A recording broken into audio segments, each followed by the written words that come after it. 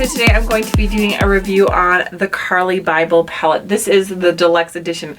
I know I'm a little bit late in the game on getting a review straight out the gate. Of course, I didn't get this sent to me as PR or anything. I just picked it up in Ulta when I had a 20% off coupon, but I feel like this is still applicable because it's something that's being sold in Ulta stores right now, something you go pick up, and it's so affordable. It's only $22.50. I hadn't dabbled in BH Cosmetics a lot. I know some people really like them. Some people just say they're so-so. So I just wanted to kind of get it and see how I really felt about it. Formula. I never bought the original. I did feature in an anti-haul once, but this was my first dabble in anything, so I was really excited to try it out. Obviously, the aesthetic is really pretty. It does have the white packaging, which I think represents Carli well, but it didn't seem to get as stained as like my LORAC Omega Pro 3 palette, but you are going to have a little bit of dustiness within the palette.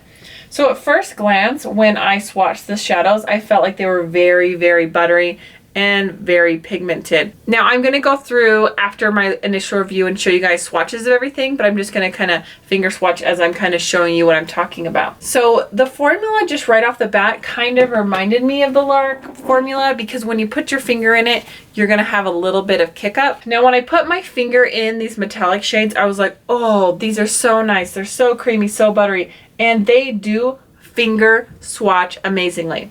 I think this is where some people are like conflicted with this type of palette because it does finger swatch amazingly, but I had a hard time applying the shimmer shades to my eye. So when you go in there with the finger versus a brush, you're gonna get a totally different payout. So I'll just show you really quick with this one. There's finger swatch. I mean, that is so amazing. You look at that, your jaw drops and you're like, oh my gosh, I gotta have this. And so then when I went in with a brush, I felt like it was a lot harder to build up pigment. You can see the drastic difference between those two swatches, and I found the same thing on my eye. I am going to have two looks featured in this video. The first one is going to be a daytime look, which is the one I'm wearing right now, so I will be showing some excerpts of that. I also will be including a nighttime look as well. When I asked you guys what you want to see, you said you liked having reviews featuring some little tutorials in there, so I figured that's what we would do today. When I apply the shimmer shades with a brush, they just don't wow me as pigmented as I want to, even though the shadows are pigmented. They're like, it's hard for them to cling to the brush for some reason. So if you wet your brush, they will go on much better. But I just found that if I swirled my finger and just kind of dabbed it on my lid, it works really well. So that's what I ended up doing for this look today. So overall, there are 15 shades, and you've got these two big highlighters here, and then these four smaller highlighters slash bronzers down here.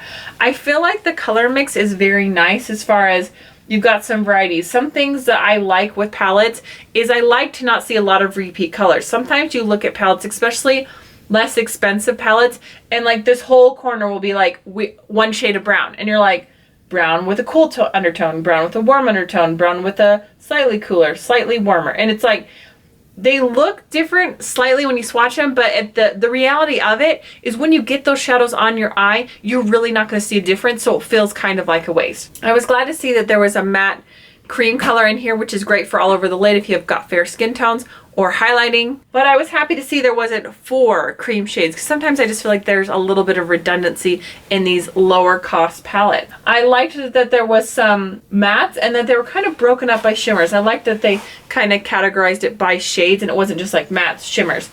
I like the layout, I like the look of it. The one thing I could say that I would have liked is maybe one shade that was darker than this. I do really like this brown, but it would have been nice to see something a little bit darker, but I know sometimes people like not having a black in every palette. So on that one, it is going to be a little bit more personal preference. I like that these highlighters down here are the biggest because I feel like these ones are going to be the most usable for most skin tones, with being a rose gold and a regular gold. They come off on the skin to be very beautiful. With these shades as well, all of them can double as eyeshadows.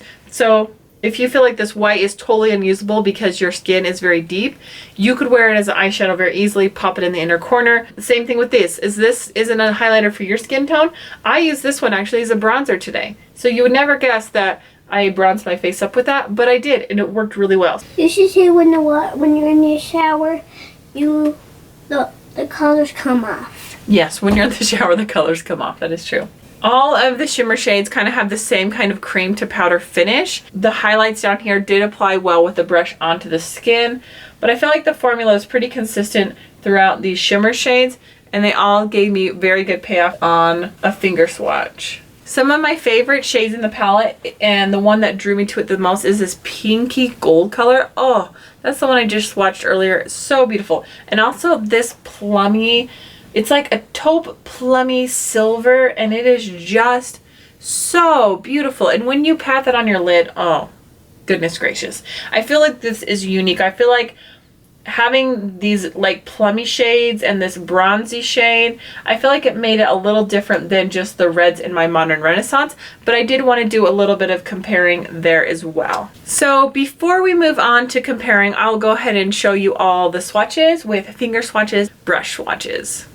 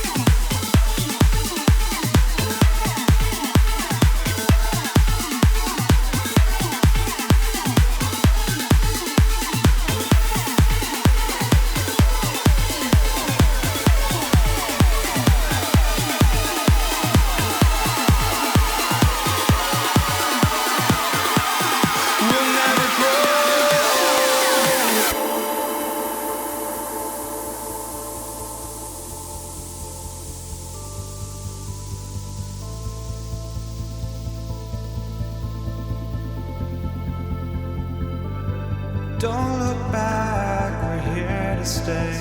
A life we knew would come one day. And this is it, the borderline to where the future leaves us behind. The fire will burn and never die, looking through the eyes of a brand new life. And so just find me, just find. Alrighty, for all of my swatches, I just went ahead and put my finger in and kind of swirled and then swiped. Same thing on the mattes. And then for my brush, I just used an e.l.f. eyeshadow brush, and I just kind of went in like this a few times and then stroke, which is exactly how it applied to my eye. For the highlights, I did the same, except for I used this e.l.f. foundation brush, and I just, again, tapped it in a few times and then stroked. So you guys might be thinking, how does this compare to my LORAC Mega Pro 3? So I'm going to show you a few colors that I found to be a little bit similar, and that way you can make a decision for yourself whether this is something that would be useful for you or not. So these first two shades are just the cream shade in the Carli palette and the crepe shade in the LORAC palette, and those ones are almost identical. Then you've got the top peach shade in the Carli palette and the shade Toffee.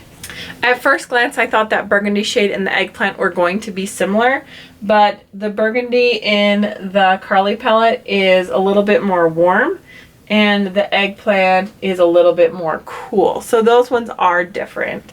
So next I'm going to compare this shade right here to the shade Bellini in the LORAC Pro 3, which is right here. These ones are also super similar. Oh my gosh, seriously guys, there are so many dupes. So that really gorgeous purpley silver color I compared to rose quartz, and one is obviously more silver. This is the one from the Carli palette. This is rose quartz from the LORAC Mega Pro 3, but they have that same metallic intensity. And so even though they are different tones, I feel like you could use them in different looks. So if you saw some tutorials with this that you really liked, you have this or that, I feel like you could swap those colors out and get a similar look on the lid. Alrighty, so the last dupe I'm going to show you is Hickory right here, which is kind of the cool brown. And I'm going to show you that next to the dark brown in the Carli palette. One is definitely more plum, but again, on the eye, you're not going to notice a huge difference. So if this is something that you missed out on and you really love those warm colors, you might want to look into getting this palette because it's got a lot of those same kind of tones. All right, now I'm going to compare it to Modern Renaissance. So here's kind of a side-by-side with the palettes. So first off the bat, the one that caught my eye the most is this shade Vermeer, which is right there, and this shade right here from the Carli palette. Those two are seriously, guys, like almost exactly the same shade. It's crazy. There were a lot of other warm shades in this palette, but when swatched next to the Carli palette, unfortunately, not a lot of them matched up. So if you're thinking, oh, I have Modern Renaissance, I don't necessarily need this, the shades are quite a bit different. You're having a lot more deep reds and bright pinks, where this one does have more of the burgundy tones and more of the pinky coral tones. So they're definitely not going to be as many dupes between these two, but I did find that that Vermeer color was pretty dang similar. Alrighty, so let's finish off with a couple of the tutorials. First, I'll show you my daytime look, and then we will go to the nighttime look. For both looks, I started off with this matte cream shade and applied it all over the lid. Then I went into this light transition shade just in the crease to make it super natural. Then I went in with this golden shade. You can see the brush is kind of struggling, so I switched to my finger and I got a lot better results that way. Next, I'm going in with this kind of burgundy color and I'm popping it under the lash line. This is great for those of you who like to keep it really natural but want to try playing with a little more color. This is a good way to do it. And then I just put a little more of this coppery gold in the inner corners. Next, I'm taking this lighter bronzer shade and just bronzing up my cheeks. Then I'm taking this rose gold shade and adding it as a highlighter on my cheeks. Now for the nighttime look. First, I started off with this shade just for a light transition shade, and then I went into the berry tone, starting with this, working it into the crease.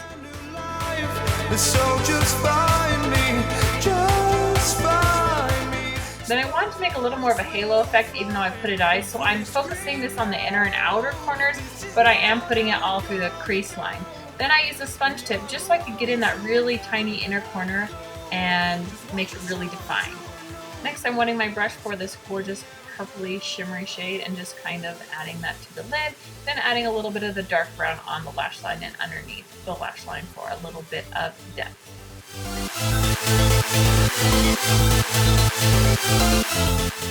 Now I'm using the darkest shade in the highlighter palette to bronze up my cheeks and adding some of the pink highlighter to the tops of my cheekbones. Of course, I finished off both looks with mascara, and for this look I added a metallic lip color from Shop Miss A.